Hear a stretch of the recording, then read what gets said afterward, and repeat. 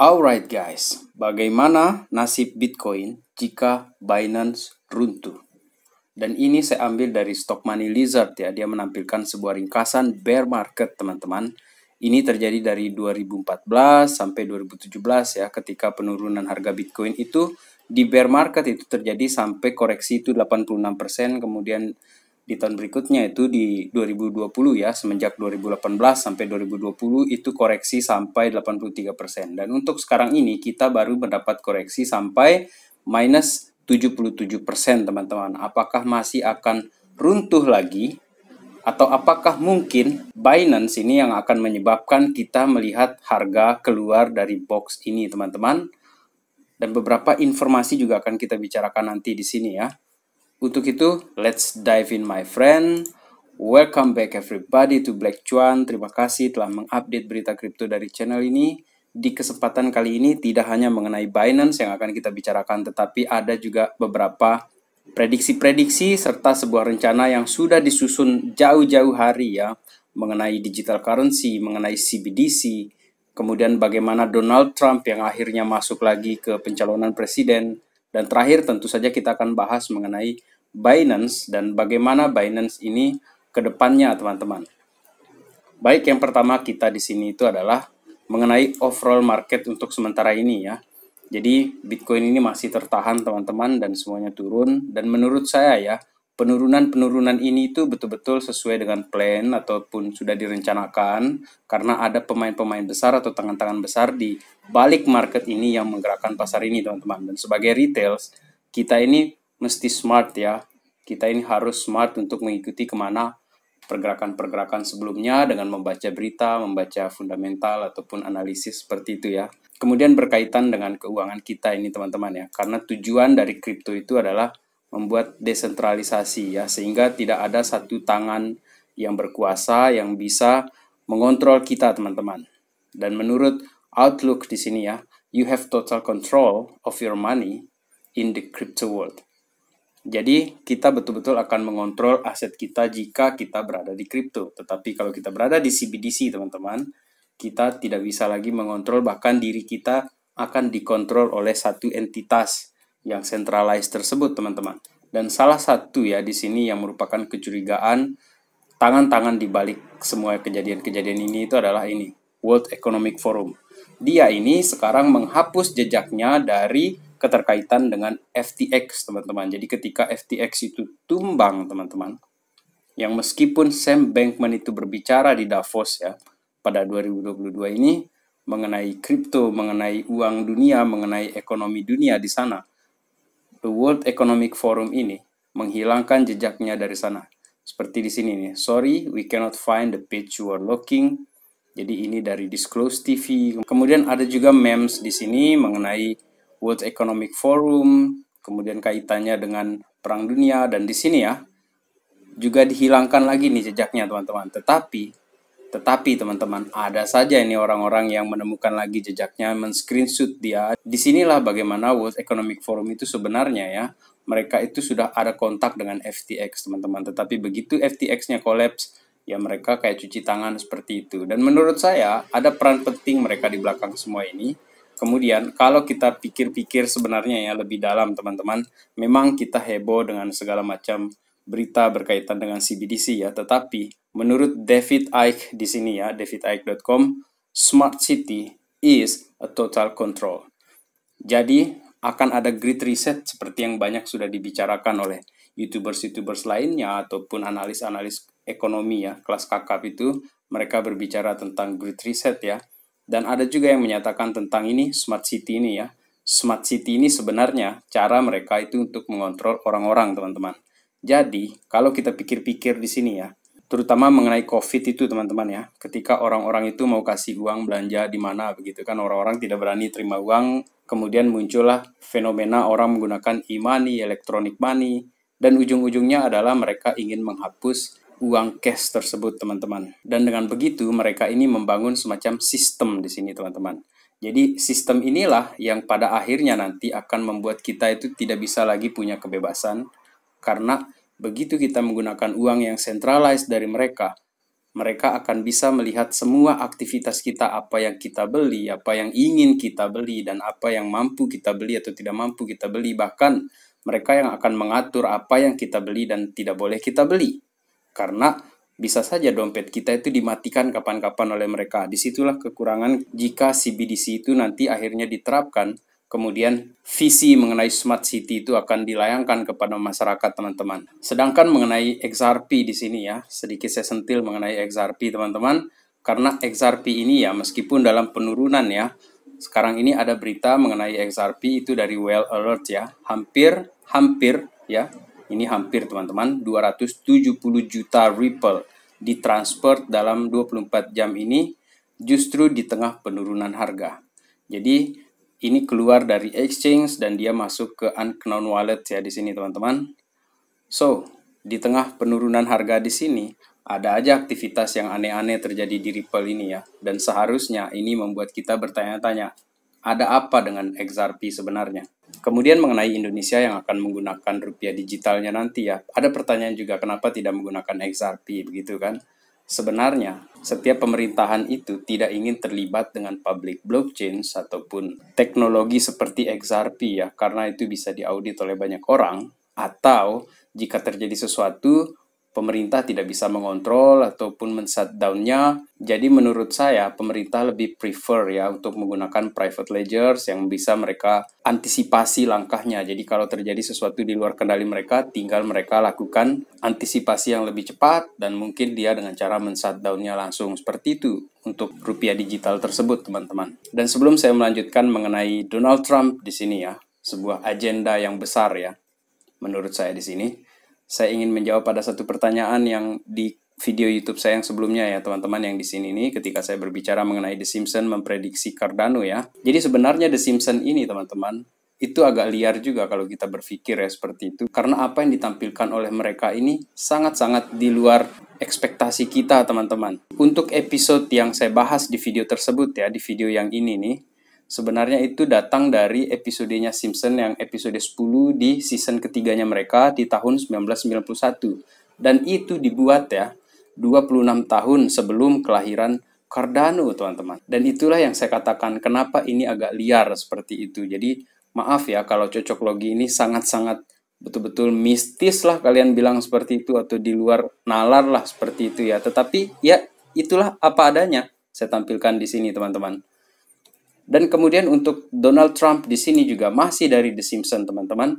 Donald Trump ini diprediksi oleh The Simpsons itu di tahun 2015 ya, bahwa dia akan masuk lagi sebagai kandidat ya, atau calon presiden di 2024. Dan ini bisa kita lihat, ini dari mini episodenya tersebut ya, diprediksikan di tahun 2015, Trump 2024. Dan jika ini berjalan lancar, teman-teman, 2024 itu adalah masa halvingnya Bitcoin. Jadi di situ kita mungkin akan melihat perubahan untuk harga Bitcoin, karena seperti yang kita tahu sebelumnya ya, bahwa Donald Trump ini sebenarnya tidak suka dengan Bitcoin karena dia pernah mengatakan bahwa Bitcoin ini merupakan scam against the dollar.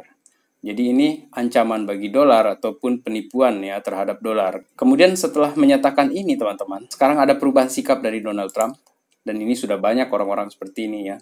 Dari Michael Saylor yang awalnya membenci blockchain, membenci Bitcoin, sekarang malah jadi maksi dia.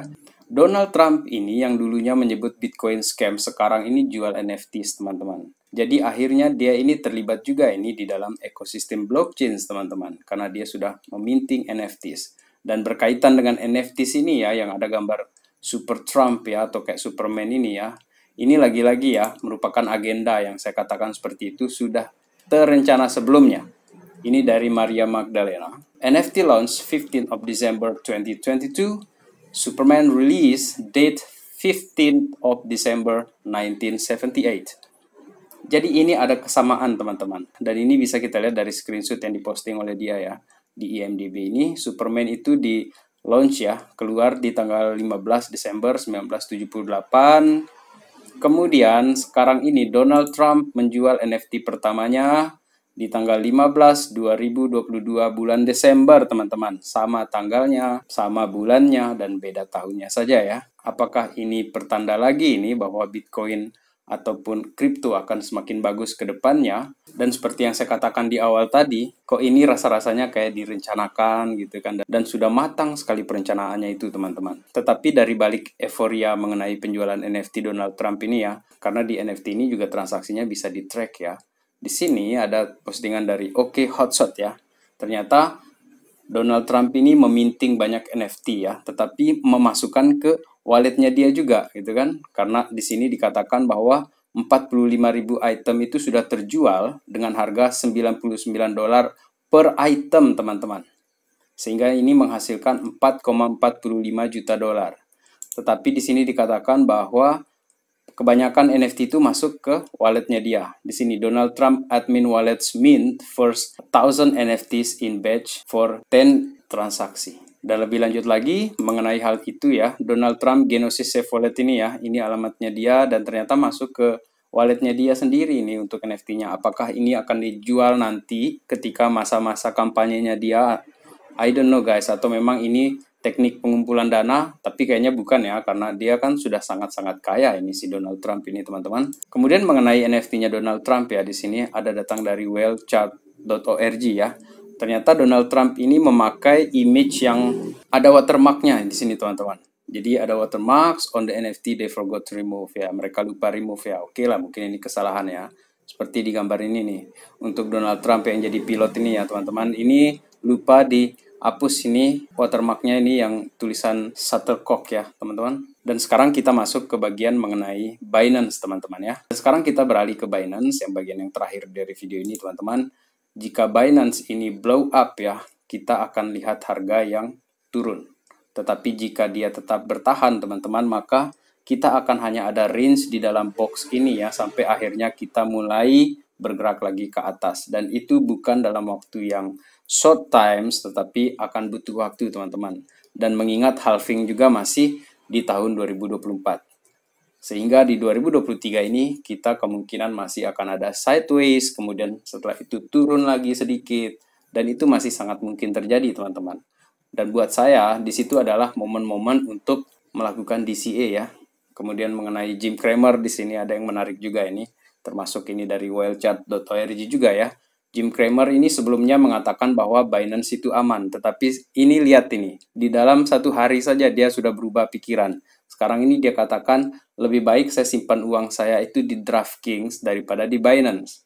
Dan ini memicu juga ini ya pasar, karena di Mad Money itu ya acaranya dia sering sekali plan di sana teman-teman. Jadi si Jim Cramer ini ya menyebut bahwa dia tidak percaya lagi pada Binance. Dan itu lucu teman-teman. Jim Cramer ini kan sudah dianggap sebagai karakter yang kalau dia bilang A, maka kita harus B. Seperti itu orang-orang di ekosistem kripto ini memahami apa yang dikatakan oleh si Jim Cramer ini. Jadi buat saya ini nggak ada masalah. Malah ini merupakan suatu pertanda juga ini untuk Bitcoin teman-teman. Kemudian pertanyaan sekarang itu adalah, apakah Binance ini sedang di ujung collapse-nya dia? Menurut saya, untuk saya pribadi ya, menurut saya tidak teman-teman. Karena Binance ini ya cukup solid menurut saya teman-teman. Dan dari proof of reserve report-nya mereka, ini laporannya itu adalah Binance itu tidak seperti yang dilakukan ataupun serupa dengan perangainya si FTX behavior tersebut teman-teman. Jadi untuk Binance ini sebenarnya ya, dia ini murni exchange di sini teman-teman. Jadi untuk definisi exchange ya, mungkin di sini ada yang mau koreksi saya silakan ya. Tetapi begini pemahamannya mengenai exchange ya. Exchange itu adalah tempat mempertemukan para pembeli dan penjual. Sehingga exchange itu mendapatkan keuntungan dari fee transaksi yang terjadi di dalam exchange tersebut teman-teman. Jadi seperti itu fungsi exchange. Jadi ketika exchange ini mulai mencoba untuk mengelola dana nasabahnya dia, maka disitulah permasalahan dimulai karena dia mulai meriskikan atau meresikukan ya exchange-nya dia. Dan fenomena ini juga terjadi ya teman-teman ketika para bankir ya atau bank itu mulai masuk ke dalam ekosistem kripto. Dan sepertinya FTX juga mendapatkan saran mungkin dari para bank ya atau bankir-bankir kelas dunia seperti itu. Karena menurut mereka ya, ini menurut pola pikir bank konvensional. Jadi untuk gas fee atau fee transaksi itu dirasa terlalu sedikit, sehingga disitulah muncul greedy. Jadi uang-uang yang dari investor itu yang masuk ke exchange itu dipakai lagi, kemudian dispekulasikan lagi, atau mungkin dikelola untuk mendapatkan bunga atau segala macam. Sehingga yang terjadi itu adalah begitu terjadi bank crash ya, orang ini ambil uang-uangnya semua, maka exchange tersebut tidak bisa membayarnya, dan disitulah withdrawal itu di pause seperti itu. Dan di pause-nya sementara untuk mereka ini mencari dulu uang ini untuk dikasih ke investor supaya mereka tidak kehilangan muka. Tetapi kebanyakan yang terjadi adalah exchange ini bangkrut, kabur, karena uang investornya itu sudah dipakai untuk dia melakukan riset, untuk dia melakukan explore segala macam seperti itu. Dan itu yang dilakukan oleh FTX, teman-teman. Sehingga exchange seperti ini kita sebut dia exchange nakal ya, karena dia mengkhianati fungsinya sebagai exchange, teman-teman. Dan Binance ini juga sudah diterpa sama isu seperti ini, sehingga terjadi penarikan 3 triliun dolar hanya dalam waktu yang sangat singkat. Tetapi teman-teman, menurut Changpeng Zhao di sini, crypto exchange-nya dia ini teman-teman, kamu bisa tarik uangmu 100% dan tidak ada masalah. Oke lah kalau mungkin ada penundaan, tetapi itu kan bagian dari maintenance. Dan saya kira juga semua exchange itu pasti pernah mengalami yang namanya halting. Tetapi itu kan tidak lama dan setelah itu orang bisa ambil lagi uangnya. Tidak seperti yang terjadi di exchange yang bangkrut tersebut, teman-teman. Tetapi menurut saya ya, ini ada satu hal yang menarik. Meskipun ini hari Minggu, meskipun kabar berita dari Binance ini jelek, dia tetap mempekerjakan karyawannya, bahkan dia membutuhkan 2.000 karyawan lagi untuk bekerja di Binance, teman-teman. Ini membuktikan apa? Bahwa Binance ini masih stabil, masih kuat, dan dia tidak mengkhianati kita. Mengkhianati para investor maksud saya di sini ya. Karena kita mau ambil uang, ya bisa kita ambil uang kita dari dia 100% katanya dia di sini. Kemudian sebagai penutup video ini ya, apakah Binance ini merupakan good buy right now ataupun posisi membeli yang sekarang? Menurut saya teman-teman, keadaan market ini memang masih belum stabil karena kita melihat banyak sekali situasi-situasi yang di luar kendali ya, seperti The Fed, seperti FTX kemarin itu, kemudian makroekonomi secara global ya terkait dengan perang itu juga masih berlanjut, teman-teman. Jadi menurut saya cara yang paling aman itu adalah kita DCA pelan-pelan. Karena kalau kita mau timing market ini memang nggak bisa ya. Dan ini yang sering saya katakan di video saya ya. Sekian video kali ini. Terima kasih telah menonton. Dan tolong diingat ya, sebelum saya tutup, this is not financial advice. Tetap lakukan riset kalian secara mandiri ya. Salam Black Cuan. Peace my friend.